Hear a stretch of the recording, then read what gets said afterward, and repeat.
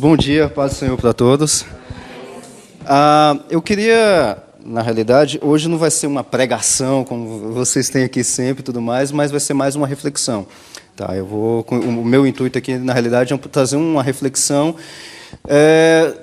Não foi combinado, mas está muito baseado num dos corinhos que foi cantado aqui, na questão da criação de Deus, que Deus criou os céus, criou a terra, as estrelas. E com qual objetivo? Para a sua glória. Então vai ser mais ou menos com base nesse corinho, que eu não sabia que iriam cantar aqui hoje, mas coincidentemente, entre aspas, né, é um dos corinhos base que a gente vai tomar. Eu queria ler com os irmãos no Salmo 19. Esse vai ser a base do nosso texto. Não vai ser, como eu falei para os irmãos, não vai ser um estilo pregação, tá? Vai ser mais uma reflexão, mas como nós estamos aqui como cristãos e cristãos que utilizam da palavra, e o nosso embasamento é pela palavra, então a gente vai começar justamente com o texto bíblico do Salmo 19. Salmo 19, versículo de 1 a 6, ele diz o seguinte: os céus declaram a glória de Deus e o firmamento anuncia a obra das suas mãos, no singular. Um dia faz declaração a outro dia, e uma noite mostra sabedoria a outra noite. Não há linguagem nem fala onde não se ouça a sua voz. A sua linha se estende por toda a terra, e as suas palavras até o fim do mundo. Neles pôs uma tenda para o sol, o qual é como um noivo que sai do seu tálamo e se alegra como um herói a correr o seu caminho. A sua saída é desde uma extremidade dos céus e o seu curso até a outra extremidade, e nada se esconde ao seu calor. Amém? Então, esse pode tomar assentos.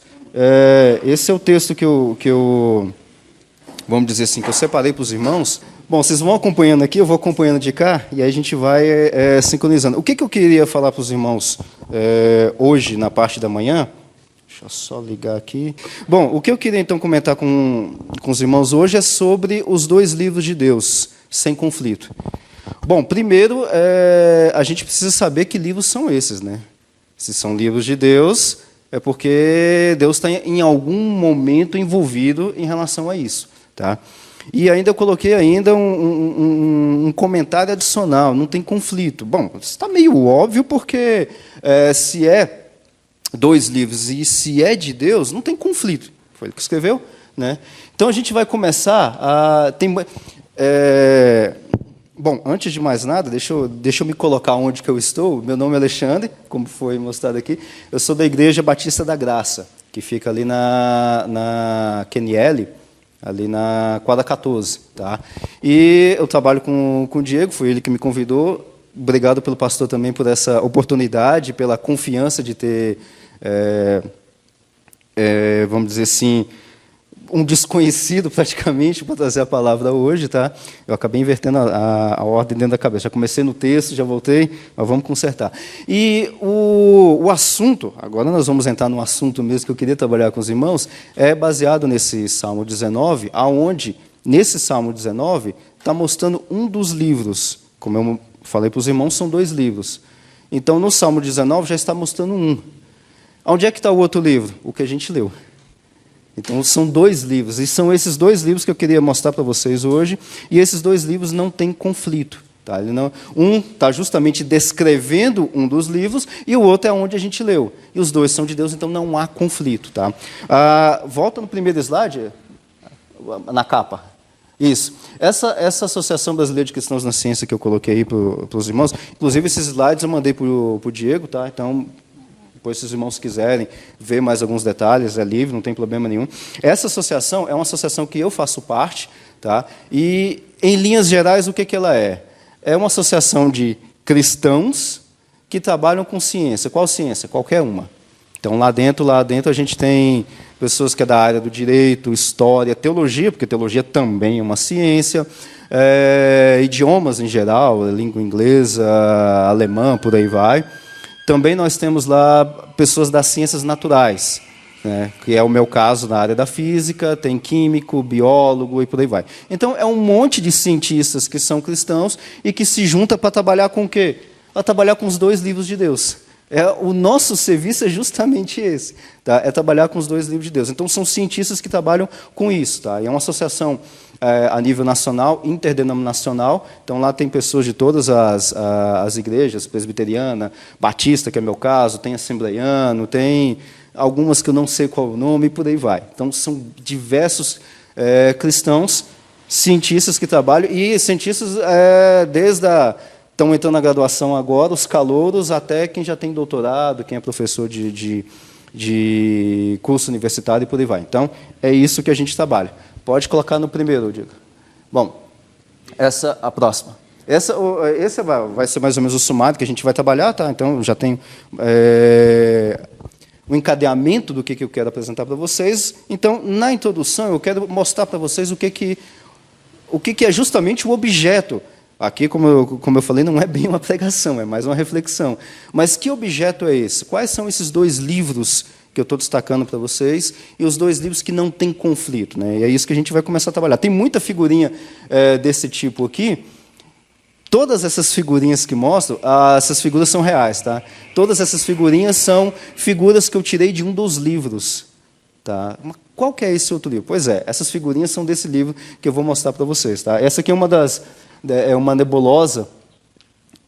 Essa região aqui, na realidade, essa região toda que vocês estão vendo meio avermelhada, meio azulada e tudo mais, é uma região onde tem muito gás e poeira, e bem no pontinho, bem no centro ali, tem uma estrela. Né? Tem uma estrela que morreu.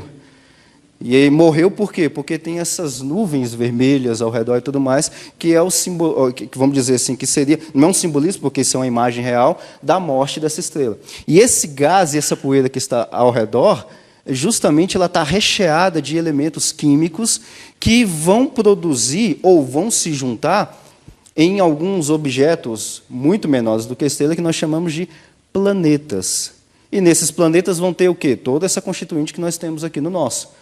Então, vai ter carbono, vai ter ferro e tudo mais. Então, o planeta, vamos dizer assim, ele é formado por restos mortais de uma estrela. Né? Tá, mas você quer chegar por onde? Você quer chegar aonde nisso? Daqui a pouco a gente vai ver sobre isso. Pode passar. Bom, esse aqui está o salmo que a gente leu, que a gente começou agora o Salmo 19. Pode passar. Aí agora vem a questão. Eita, natureza? Poxa, ficou muito errado isso, digitação. Tá? Como a natureza expressa a glória de Deus. Se você observar lá no Salmo 19, quando ele está descrevendo um dos livros, veja que um livro é a própria Bíblia, já está claro, um dos livros já está aí. E o outro livro é onde está a descrição que o salmista está fazendo no Salmo 19. Os céus declaram a glória de Deus e o firmamento anuncia a obra das suas mãos. E aí vem essa primeira pergunta: como a natureza expressa a glória de Deus? Como é que ela expressa a glória de Deus? Bom, aqui no Salmo está dizendo que um dia faz declaração, outro dia, e uma noite mostra sabedoria outra noite. Tá, mas cadê o como? O versículo 3 já diz, não há linguagem nem fala. A Bíblia não está mostrando o como. Mas se não está mostrando o como, então como é que vai... Tá, vamos ver a próxima questão. A segunda questão é justo que eu quero trabalhar com os irmãos nessa reflexão. Primeiro delas é como que a natureza expressa a glória de Deus, e a segunda questão é essa. Há conflito entre ciência e fé cristã? Bom, aí a gente já pode ter uma ideia de quais são os dois livros que eu quero mostrar para os irmãos. O primeiro livro é esse mesmo que você está em mãos, tá? É a própria Bíblia Sagrada. Esse livro tem o quê? Bom, tudo isso que você já conhece perfeitamente, todos os dias, vocês lêem esse livro, já conhecem em detalhes. Ele demonstra qual a relação que Deus faz com o seu povo. Então, o livro que nós temos em mãos, a Bíblia Sagrada, é um livro que demonstra a relação entre Deus e o ser humano de forma pessoal. Então, tem uma declaração pessoal. Tanto que, se você for para os evangelhos, você vai ver uma história histórica de que o próprio Deus, que está mostrando desde o Antigo até o Novo Testamento como ele se relaciona, mas de forma tão pessoal que ele se encarnou na forma de Jesus Cristo, o homem. Então, Jesus ele é o próprio Deus encarnado. Isso é uma outra parte, vamos dizer assim, relacional de Deus com o homem. E aonde é que a gente vê essa descrição? Além da história, porque a gente tem documentos históricos sobre Jesus à vontade. Mas, além desses documentos históricos por fora, qual que é o outro documento que nós temos? A Bíblia Sagrada. Então, a Bíblia ela é um desses livros que demonstra a relação pessoal de Deus. É onde tem a revelação do próprio Deus de forma pessoal à humanidade. Então, um dos livros escritos por Deus, e aqui é claro que a gente não foi o próprio Deus que pegou a caneta e escreveu no papel e tudo mais, mas por inspiração, que é uma das nossas doutrinas fundamentais do cristianismo, que é a inspiração de Deus nos escritores.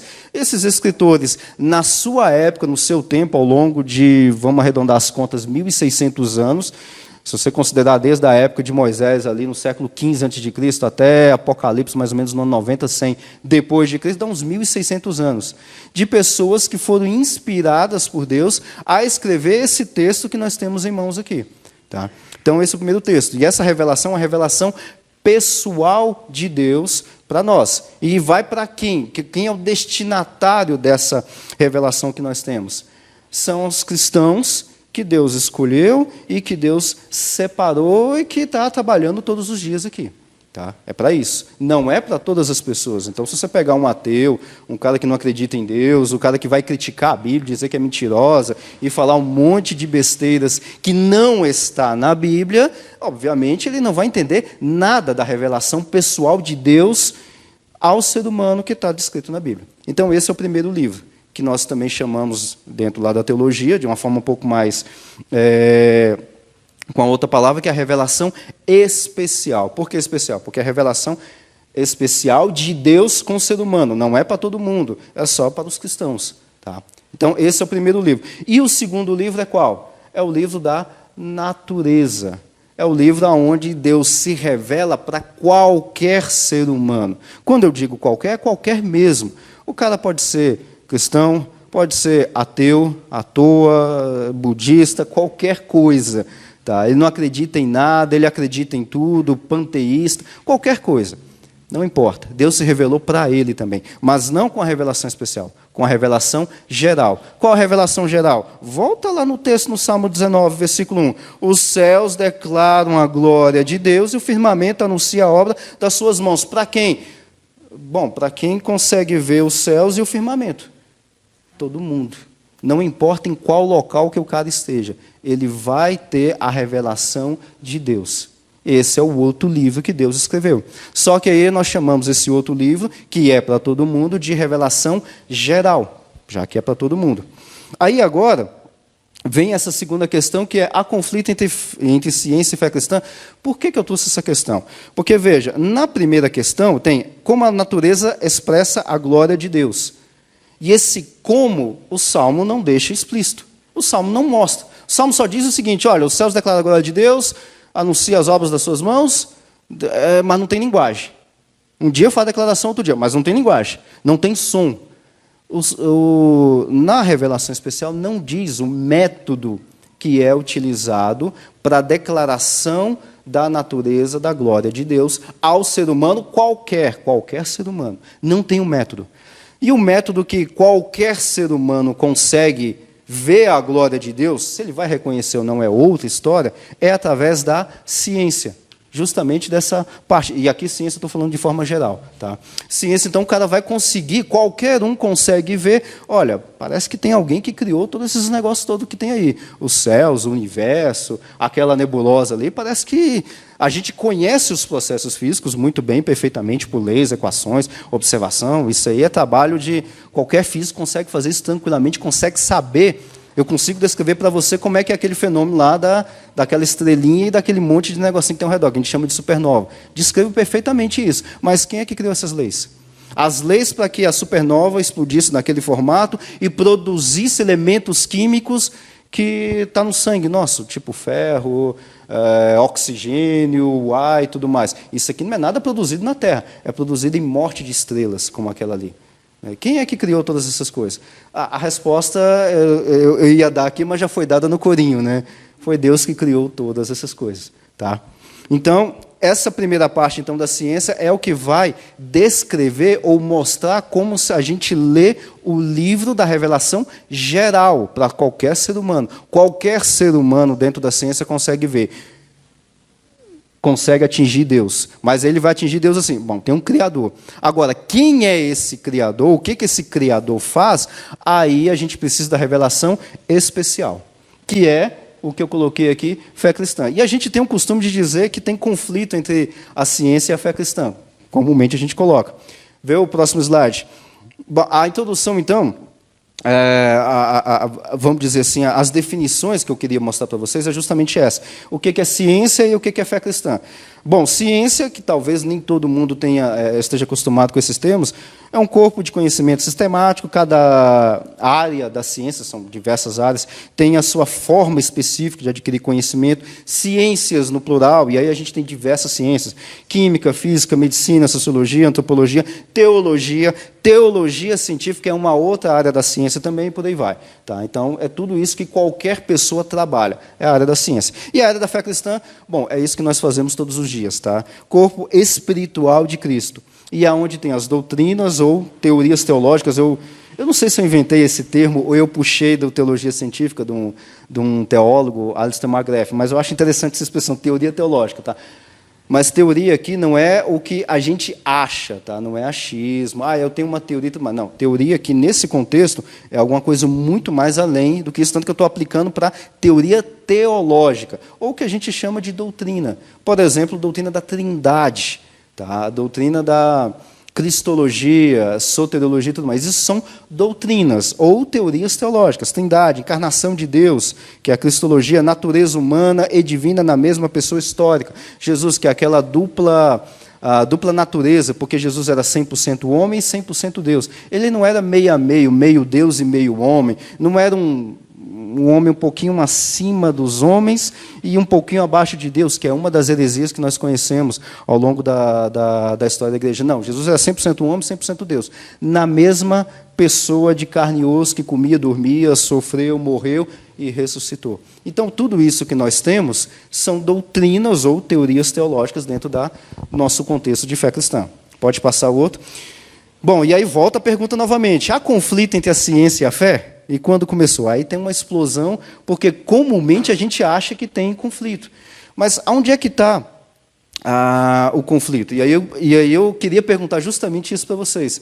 Vocês acham que tem conflito entre o que nós vemos na natureza e o que nós lemos na Bíblia? Não tem? Historicamente, vocês já ouviram alguma história? Não, tem conflito ali e tudo mais. Fulano tem um conflito bem ali, porque fulano falou isso e a Bíblia diz aquilo. O que vocês acham? Aqui agora eu vou colocar um pouquinho mais de participação, que eu estou vendo que está todo mundo quieto. Vocês acham que tem algum conflito? Não tem conflito? Está tudo certo? Está tudo errado? A Bíblia a gente mexe ali e ciência ali. A gente não mistura essas duas coisas. Eu acho que o conflito foi criado na forma que a gente tem de entender as coisas, da forma que a gente tem de entender a ciência e que a gente tem de entender a fé como coisas totalmente separadas. Certo. Como a gente já cresceu nessa ideia de que são coisas separadas que não se misturam e que não são discutidas, como política, futebol, religião, não são coisas que são discutidas, acaba que se criou um conflito e a gente não sabe exatamente como desmistificar essa ideia. Legal, já praticamente deu 90% da resposta. Já foi um chute bem dado. Quase, viu? Aí agora vem a pergunta, você colocou que a gente tem um conflito e tudo mais, não se mistura, são coisas separadas, a gente já aprendeu isso, e eu estou me colocando aqui, eu vou desmistificar esse conflito, mas não é porque eu sempre... Não, eu nasci dentro do conflito também. Eu estou na igreja há algumas décadas, né? E nesse meio tempo... Não vai revelar a minha idade? Pô, eu ainda estou com cara de menino ainda. Então, eu já nasci dentro da igreja, já no meio desse conflito. Eu ouvi coisas... Aliás, eu ouço coisas hoje no meu dia a dia aterrorizantes nesse meio que tem conflito. Não tem. Aí vem a pergunta, quando é que começou esse conflito? Ou, historicamente, quando a gente acha que, olha, ali, naquele período, naquela época, história e tudo mais, começou o conflito. Quando que vocês acham? Não, olha, aquele cara ali, aquele cientista ali, ele falou um negócio ali que vai contra a Bíblia. Darwin. Alguém acha que é Darwin, não é Darwin, ou outro? Teoria do Big Bang também. Mais? Bom, a teoria do Big Bang, na realidade, é um pouquinho depois de Darwin. Pode passar o próximo. Então, o responsável pela bagunça toda foi esse cara chamado Charles Darwin. Mas não tem conflito. Lembra que eu coloquei no título dessa apresentação, os 2 livros de Deus sem conflito? Então, não tem conflito. Por quê? Como eu falei até agora, nós vemos que a natureza é um dos livros escritos por Deus e o texto bíblico é um outro livro também escrito por Deus, onde temos revelações, vamos dizer assim, de natureza diferente. Um de revelação geral, destinado a todos os seres humanos, e o outro de revelação especial, destinado às pessoas em que Deus tem um relacionamento pessoal. Bom, mas e isso aí? O que a gente faz com isso? Anota. Põe isso na cabeça. A origem das espécies, mais ou menos 1859, vamos dizer assim, a origem do conflito, é o ponto do conflito. E aí eu vou mostrar para vocês, dentro dessa reflexão, o que foi antes desse período de conflito e depois desse período de conflito, de forma histórica. E aí, desse período histórico, a gente mesmo vai tirar as conclusões. Teve conflito ou não teve conflito? Esse livro aqui, isso aqui é a capa do livro do Charles Darwin, esse livro aqui é o ponto que começou o conflito mesmo? E aí, depois disso, a gente vai ver se tem conflito ou não, se isso aqui é responsável pelo conflito ou não. Pode passar. Bom, então vamos para antes do conflito, ou seja, antes de 1859, período histórico ali, a gente tem uma reflexão em cima disso. Isso é uma outra galáxia, é uma imagem real, tá? Se a gente pudesse ver de perto e tudo mais, a gente conseguiria ver ela desse jeito. É a galáxia de Andrômeda, é uma das galáxias mais perto que nós temos aqui de nós. Tá? É uma outra figurinha do livro da natureza que Deus escreveu. Tá? E essa galáxia, ela existe, ela é real, porque eu já vi ela, eu consegui ver ela por 2 vezes com um telescópiozinho que eu tenho lá em casa. Difícil de ver, mas claro que eu não vi com todo esse tratamento aqui e tudo mais. Tá? Isso aqui é uma imagem. Cavaleiro dos Zodíacos, alguma coisa desse tipo, né? Mas o nome veio dali, né? Não veio dali. Mas essa galáxia é uma galáxia real, existente mesmo. Pode passar. Bom, então, como eu estou falando agora nessa parte, eu estou partindo de 1859 e estou indo para trás no tempo histórico. E aí eu quero mostrar para vocês algumas coisas históricas, para a gente ver se antes da publicação de Darwin, aquele livro da origem das espécies que diz que o homem veio do macaco, não, Darwin não escreveu isso e o homem não veio do macaco. Tá? Isso é mito, é lenda, isso não existe em lugar nenhum na ciência. Não existe isso. O homem não veio do macaco, ninguém é descendente de macaco, e não tem nem isso, nem nos livros, que Darwin não escreveu só um, escreveu vários livros, tá? Não tem isso em lugar nenhum. Tá? Vamos ver se antes disso tinha conflito, para a gente ver se realmente o Darwin é o que começou o conflito. Está vendo esse laboratório, essa porta de entrada? É um laboratório que ainda existe, que ainda está em funcionamento, chamado Laboratório de Cavendish, que tem lá na Inglaterra. E aí, observe, não dá para enxergar. Aqui na imagem daria para enxergar um pouquinho melhor. Mas veja que bem aqui nessa parte de cima, aqui no umbral da porta, que não dá para ver, está escrito em latim o seguinte, ó, Magna opera domini exquisita in homines voluntaris ejus. Eu não sei falar latim, nem português direito, mas é mais ou menos isso. Mas o português eu sei falar um pouquinho melhor. E ali, traduzindo o que está escrito em cima de uma porta de um laboratório de física, grandes são as obras do Senhor, nelas meditam todos os que as apreciam. Tem um versículo do Salmo 111, versículo 2, gravado na porta, bem na parte de cima, de um laboratório de física. Tá? Bom, então, quem é esse cara que trabalhou? Pode passar. Agora, veja só o que a realidade da natureza expressando o Criador. Né? A gente já está começando a ver algumas partes lá do Salmo 19, como é que a natureza expressa a glória de Deus. Veja só essa citação. Quando examinamos as verdades da ciência e descobrimos que podemos não somente dizer é assim, mas deve ser assim, pois do contrário não seria coerente com os primeiros princípios da verdade, etc. Nós devemos pensar que grande coisa estamos dizendo, nós como cientistas, que são verdadeiras ou corretas, quando julgamos pelos princípios da razão. E aqui o cara não está citando Bíblia, o cara está citando trabalhos da ciência. Não é maravilhoso que a razão do homem tenha sido feita juíza das obras de Deus, e meça, pondere e calcule, não com a Bíblia, mas com matemática e física, dizendo, enfim, Entendo o que descobri, é correto e verdadeiro. Isso está nesse livro, A Penúltima Curiosidade, um livro muito bom. Tá, o cara está falando de ciência e coloca Deus no meio? Pode passar. Quem é que fez isso? Foi esse cara aí, o Maxwell. Né? Inclusive Einstein, todo mundo já ouviu falar de Einstein, ele disse o seguinte, é o trabalho desse Maxwell, desse cara aí, é o trabalho mais profundo e frutífero que a física descobriu desde Newton. E foi Maxwell que escreveu essas palavras que a gente viu anteriormente. Devemos pensar que grande coisa estamos dizendo quando pronunciamos uma sentença sobre da criação e dizemos que são verdadeiras ou corretas. Foi Maxwell, um físico que trabalhou naquele laboratório de Cavendish, que falou exatamente aquelas palavras. E quem era Maxwell? Maxwell ele era um cristão da Igreja Presbiteriana na Escócia. Então, era um crente que trabalhava no laboratório de física. E tinha conflito dentro dele? Não, obviamente que não, porque na própria citação, numa citação, vamos dizer assim, científica, o cara está falando sobre as obras de Deus. Tá? Pode passar o próximo. Bom, mas lá no século XVII teve um cara que foi condenado por querer, vamos dizer assim, foi condenado pela igreja por ensinar ciência dentro da igreja. É esse camarada aí, Galileu Galilei. Pode passar o próximo.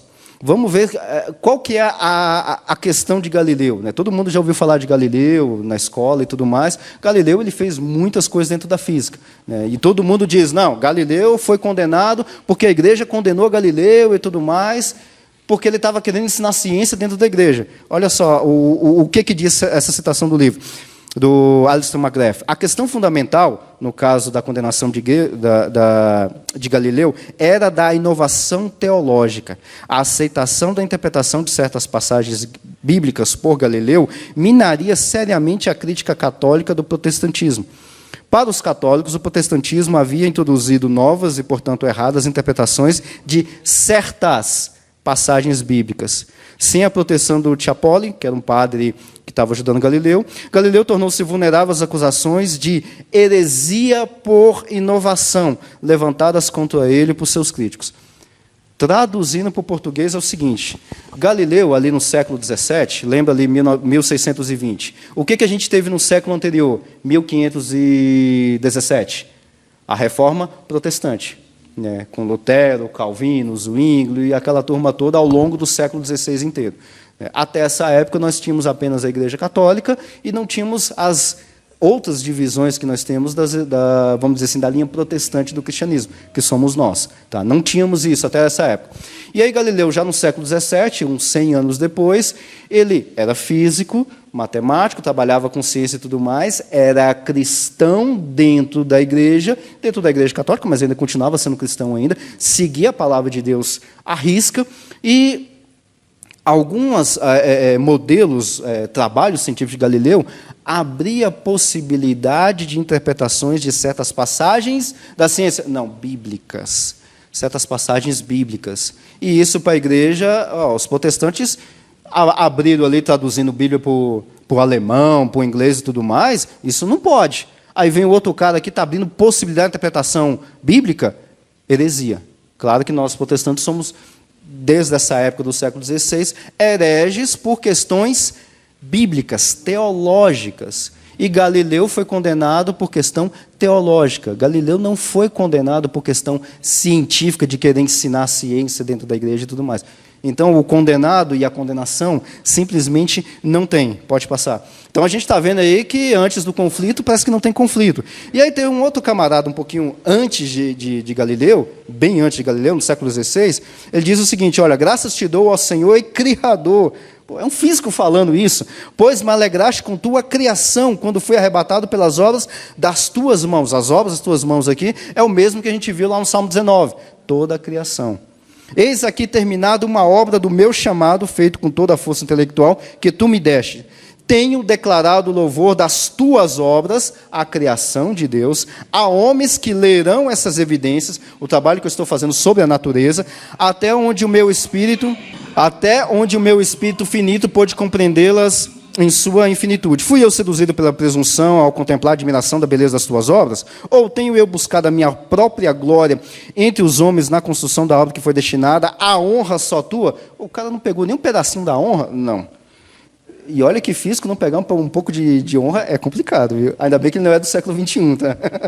Então, ó Senhor, graciosa e misericordiosamente, perdoa-me e concede-me este favor, que esta obra, o trabalho que ele fez, jamais seja injuriada, mas esse trabalho que eu estou fazendo possa servir à tua glória e ao bem das almas. Pode passar. Quem é esse cara que falou isso? É esse aí, Jonas Kepler. Jonas Kepler, ali no final do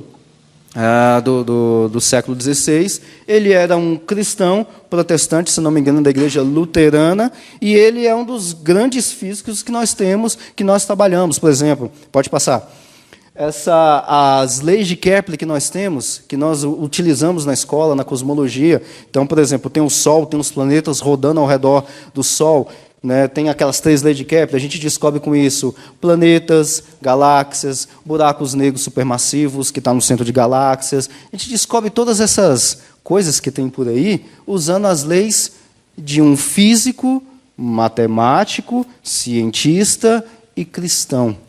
E esse negócio que ele estava falando aqui, as obras que eu fiz do meu chamado e tudo mais, é essas leis.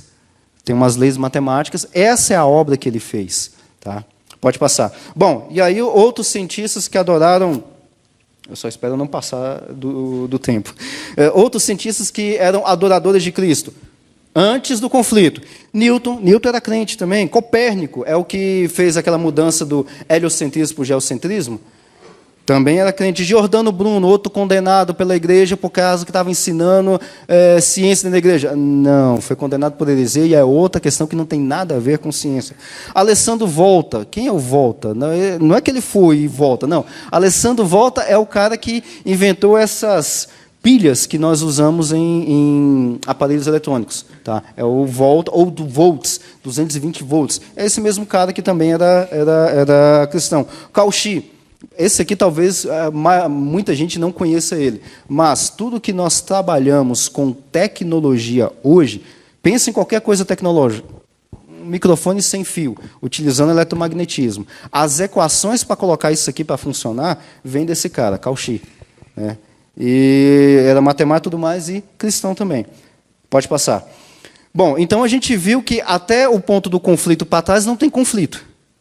E será que tem conflito depois? Igual ela falou que é a teoria do Big Bang. Será que tem conflito? Olha essa outra imagem, que é uma imagem belíssima, que isso aqui, vamos dizer assim, seria o equivalente a um... Já foi num berçário, onde tem muitas crianças recém-nascidas, prematuras e tudo mais? Pois é, esse é um berçário, só que de estrelas que estão nascendo.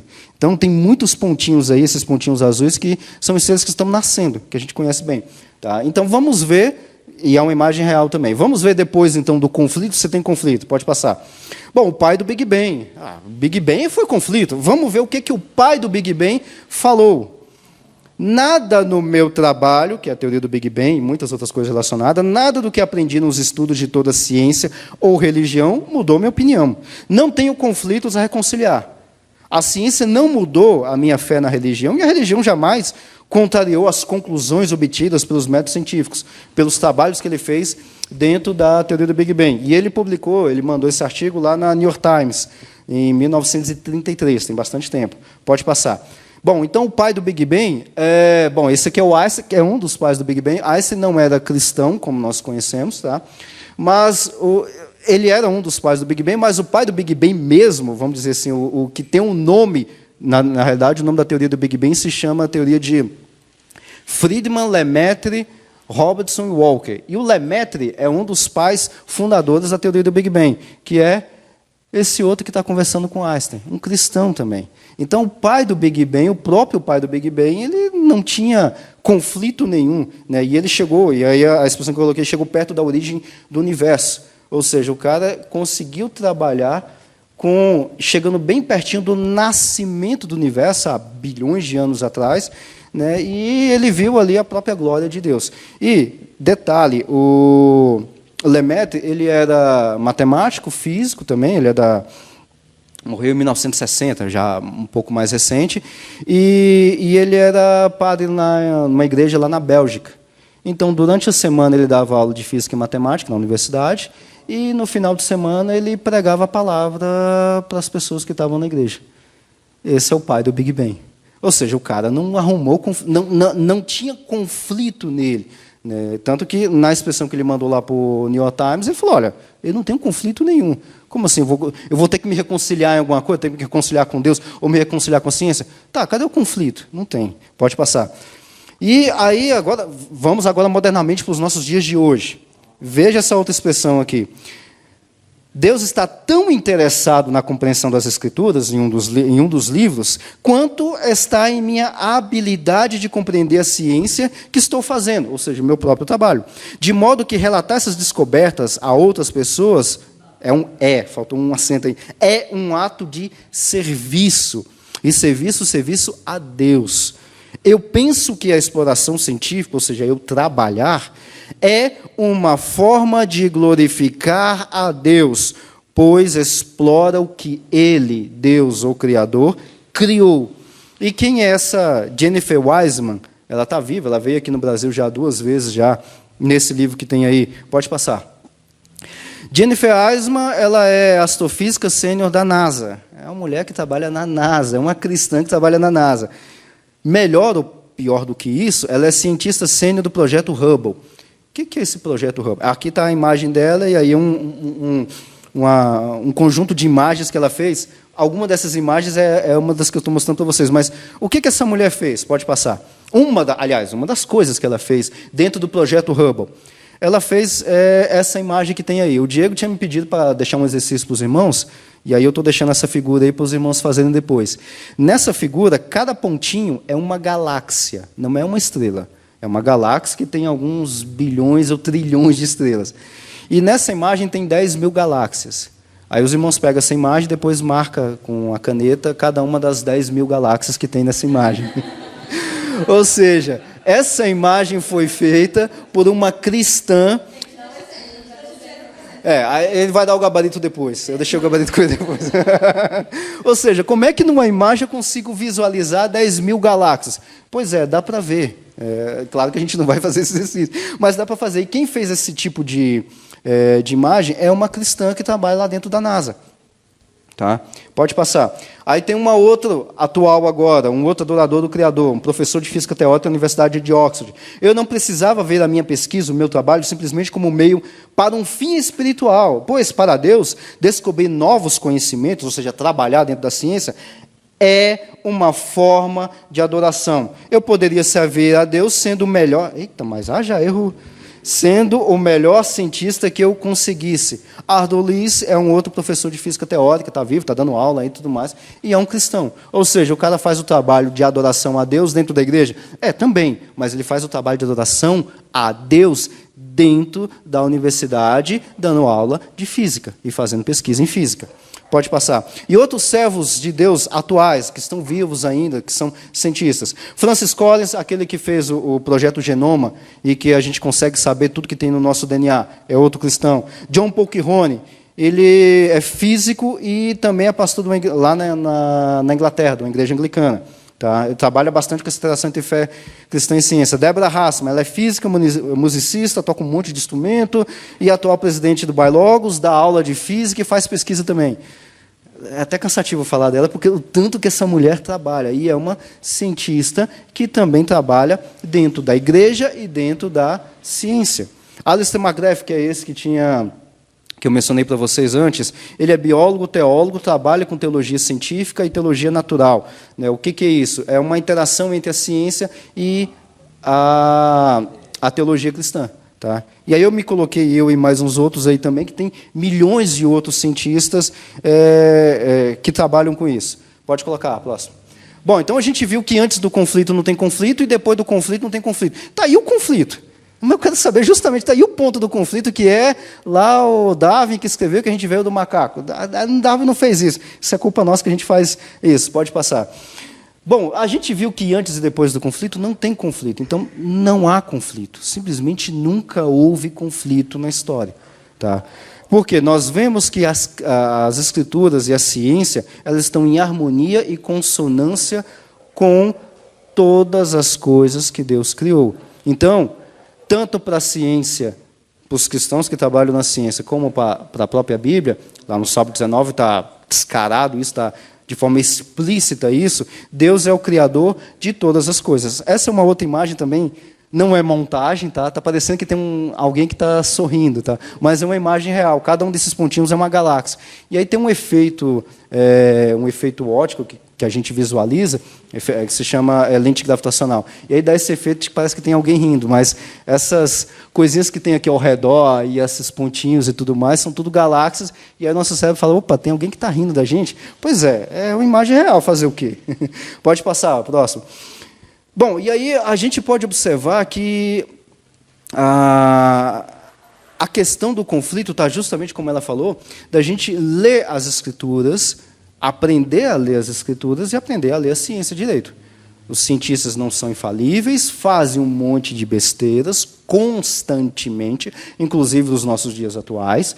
Isso aí, eu não vou, como disse por aí, não vou passar o pano para físico, principalmente, porque eu fico constantemente brigando com eles por causa de teorias das mais malucas que eles colocam. Eu falo: cara, você está tirando isso da onde? Da realidade? Tá, me dá a evidência. A evidência foi apagada quando veio o Big Bang. Poxa, mas aí você não me dá nada. Você está tirando isso da sua cabeça ou de algum cálculo matemático. Tá, evidente, não tem evidência disso. E a outro lado é o que a gente vai, quando lê as Escrituras, a gente não consegue ver o que está escrito nas Escrituras. Porque para a gente ver o que está nas Escrituras, a gente precisa entender o contexto, o livro que a gente está lendo. Por exemplo, você vai pegar um livro para ler, o que você pega, pelo menos eu faço isso, o que você faz antes de ler o livro? Você vê quem é o autor, por que ele escreveu aquele livro? É livro de ficção? É livro de literatura? É um conto, um romance, alguma coisa? Exemplo, Crime e Castigo, do Dostoiévski. Eu comecei a ler esse livro agora, depois de passar uma semana para ver quem era Dostoiévski, que livro é esse, Crime e Castigo? Fala de quê? É uma literatura, é um conto, é um romance que tem lá. Por que ele escreveu isso? Qual época que o Dostoiévski escreveu esse livro? Foi ali, lá para trás. O enredo com a história toda, qual que é o contexto que a história está contando? É lá do final, ali do século XIX. Tá, então se é século XIX, eu não posso colocar ou ler no livro do Dostoiévski, ver computadores e celulares, porque não existia na época que ele escreveu esse livro. Então, tudo isso eu tenho que fazer com o livro de literatura e com qualquer outro livro. E aí, qualquer outro livro está incluso o texto bíblico também. Então, quando a gente vai ver, por exemplo, eu preciso de 3 ajudas. Alguém abra em Gênesis capítulo 1, outro abra em Colossenses 1, versículo 16 e 17, e outro em Romanos 1, versículo 20. E aí eu vou mostrar para vocês como que a gente, vamos dizer assim, pega e lê o texto bíblico, e eu vou explicar essa figurinha também que está aí, tá? Para a gente poder entender o que eu quero dizer com essa figurinha e entender o que o texto bíblico quer dizer quando nós lemos o texto bíblico. No princípio criou Deus os céus e a terra era sem forma e vazia, e havia trevas sobre a face do abismo. O Espírito de Deus se movia sobre a face das... E disse Deus: haja luz, e houve luz. E viu Deus que era boa luz, e fez Deus separação entre a luz e as trevas. E Deus chamou a luz dia, e as trevas chamou noite, e a tarde e a manhã o dia primeiro. Tá. Agora, observe o seguinte, o que está descrevendo todo o primeiro dia da criação?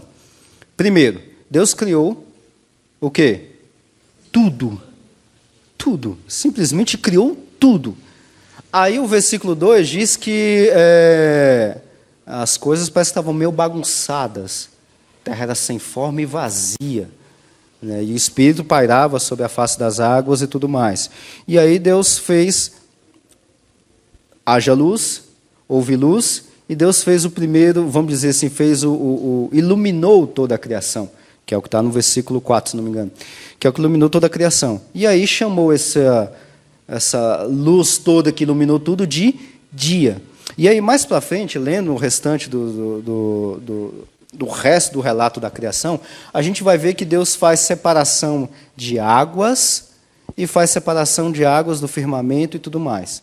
E aí continua, e aí tem essa expressão de firmamento, águas acima do firmamento, quando a gente vai ver o relato, por exemplo, do dilúvio, e a gente vê lá no relato do dilúvio lá, que no texto está dizendo que quando aconteceu o dilúvio, as comportas do céu abriram. Está vendo? Tem uns nomes meio esquisitos. O que é comporta, firmamento, separação de águas e aparece a porção seca e tudo mais. O escritor ali, na hora que ele está descrevendo ou escrevendo aquela narrativa, ele não tinha ideia de uma terra redonda como nós temos hoje em dia. Felizmente ou infelizmente, nós temos terra plana apenas nesse contexto bíblico. Não temos terra plana hoje em dia. Tá? Então, qual que era o conhecimento de Moisés na hora que ele estava escrevendo aquele texto? Era um conhecimento de uma terra plana. Está vendo essas colunas da terra? Eram as colunas que sustentavam a terra. Está vendo o abismo, onde fala do abismo e tudo mais? Deus fez separação de águas e aparece a porção seca. Deus fez a separação da terra, que é justamente um firmamento. As águas acima do firmamento, está vendo as comportas? É umas brechinhas por onde sai água.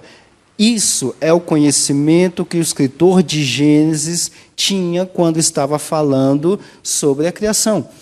O escritor de Gênesis, Moisés, não tinha ideia alguma de cosmologia, de teoria do Big Bang, daquelas imagens que eu mostrei de supernovas, de coisas produzindo. Não tinha nada disso. A Bíblia não fala em nenhum momento de Gênesis e Apocalipse sobre ciência. Por quê? Porque o que nós chamamos de ciência é algo recente, agora, 1500 e qualquer coisa para cá. Então, tem 500 anos que a gente sabe o que é ciência pelo que a gente conhece de ciência. Então, na época de Moisés, não tinha nada disso. Então, quando a Bíblia está falando que as comportas do céu abriu e desceu águas do firmamento, é isso aqui, que as águas dos oceanos, aqui da porção seca, está vendo que aqui tem uma brechinha que cai para cá e tudo mais, essa é a mesma água. Não tem chuva aqui. A chuva é quando as comportas abrem um pouquinho ali e começa a cair um pouquinho de chuva. A chuva não vem de nuvens, porque eles não tinham esse conhecimento de chuva por nuvens. O dilúvio, como é narrado ali em Gênesis, não é água caindo do céu com nuvens. Opa, condensou, está calorando, daqui a pouco vem chuva. Não tinha esse conhecimento climatológico. Não existia nada disso. Era comporta do céu e desce água. Era isso, simplesmente isso. As estrelas e tudo mais, que foram criadas apenas no quarto dia pela narrativa, ou seja, que o Moisés tinha isso em mente, são essas coisas que ficam aqui no firmamento, o sol, a lua e tudo mais. Aqui está escrito inferno, porque é uma tradução em português da palavra hebraica, que nós vemos bastante, principalmente no livro de Salmos, que é o Sheol. Para onde que as pessoas no Antigo Testamento morriam e iam? Todas elas. Sheol. Sheol não é o inferno como nós temos, vamos dizer assim, hoje em dia de entendimento e tudo mais. Não. Ali, todo o Antigo Testamento, Sheol é o quê? É a sepultura.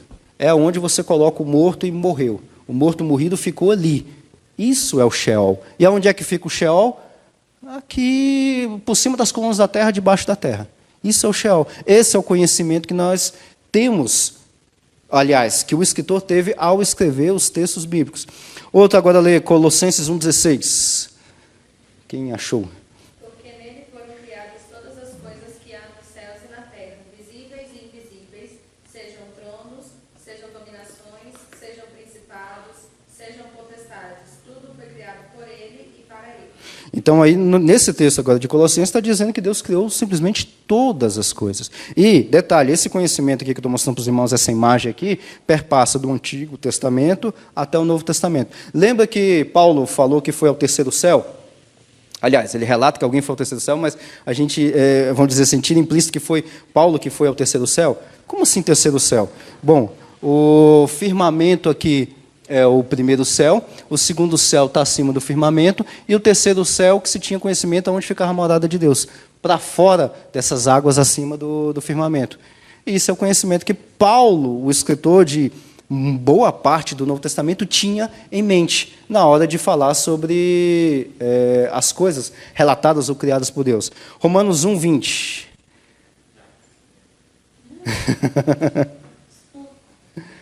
Pois desde a criação do mundo, os atributos invisíveis de Deus, seu eterno poder e sua natureza divina, têm sido vistos claramente, sendo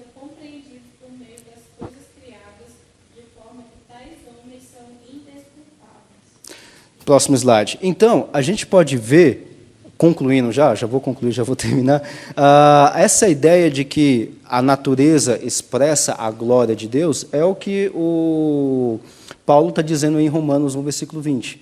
Então, as coisas criadas são relatadas ou demonstram a glória de Deus pelos seus próprios métodos. A gente não usa texto bíblico para trabalhar com cosmologia. Então, a gente vai usar o quê? A própria ciência. E a gente não usa a ciência para ler Romanos 1:20. A gente usa o próprio texto bíblico, que é, vamos dizer assim, que é o que demonstra toda a criação. Essa aí é uma outra imagem de exercício que eu vou deixar para vocês. Tem 5.000 galáxias nessa imagem, tá? Depois vocês marcam. O Diego também já tem um gabarito dela. É uma outra imagem belíssima que nós temos. Para você ver, uma imagem tem 10.000 galáxias, a outra tem 5.000. Ou seja, a criação de Deus ela é muito grande. Pode passar. Bom, então, resumindo, então, já para concluir, os destaques que eu queria colocar para vocês é o seguinte, ao longo da história, como eu falei para vocês, antes e o depois, não houve conflito entre ciência e fé cristã, entre a natureza e a Bíblia, entre o livro da revelação geral e o livro da revelação especial. É o mesmo escritor. Escreveu 2 livros, só que com destinatário diferente, com métodos diferentes e tudo mais. E a igreja deu suporte para a pesquisa científica em todos os tempos. Todos os cientistas que eu mostrei para vocês aqui eram cristãos. Cristãos de dentro da igreja. Não é cristão que desviou depois. Não, cristão que durante a semana dava aula de física e no final de semana pregava na igreja. Divisão de teologia e ciência é uma coisa moderna, como eu falei para vocês. Então, antes dessa divisão, não se tinha divisão do que era uma coisa ou outra. Era a mesma coisa, tudo criado por Deus. Aqui eu estou olhando com um telescópio e aqui eu estou pregando a palavra. É só um método diferente. Não, vamos separar esses métodos para ficar direitinho e tudo mais? Então vamos. Aquilo que eu olho com o telescópio se chama ciência e aquilo que eu uso com a Bíblia e tudo mais se chama teologia. Só para, vamos dizer assim, simplificar, que complicou bastante, mas apenas para melhorar o trabalho de cada uma dessas áreas. O trabalho de um cientista cristão é o mesmo de qualquer outro para Deus. Ou seja, eu trabalhando com ciência é um trabalho para Deus de igual forma um pregador está pregando num culto de domingo à noite em qualquer outro lugar. É o mesmo serviço. É o mesmo serviço. Deus escreveu 2 livros, a revelação especial à Bíblia e a revelação geral à natureza. Tá? Então, era isso que eu tinha para deixar para vocês como reflexão, os 2 livros de Deus. Não é uma, como eu falei para os irmãos, não é uma pregação, mas, vamos dizer assim, uma ponte entre pregação e ciência, que é um trabalho que um cientista cristão faz. É justamente dessa ponte que faz. Então, se vocês tiverem alguma dúvida, alguma coisa... Tá, então, bom, era isso que eu queria deixar para vocês. A última mensagem é: não pense que ciência e teologia têm conflito. Nunca teve. Claro que não deu para a gente explorar aqui o livro que dá, aquela teoria de dado e tudo mais, ali também não tem conflito algum, tá? Aquilo lá a gente poderia trabalhar isso em outro momento. Como é que essa história que o homem veio do ancestral comum, esse eu tenho que correr e tudo mais, mas a Bíblia está falando de Adão e Eva, onde é que entra tudo isso? Tá? Na BC2, nessa associação, a gente faz alguns eventos, eu mandei para o Diego também um outro documento, ele pode mandar para vocês o que é em detalhes essa BC2.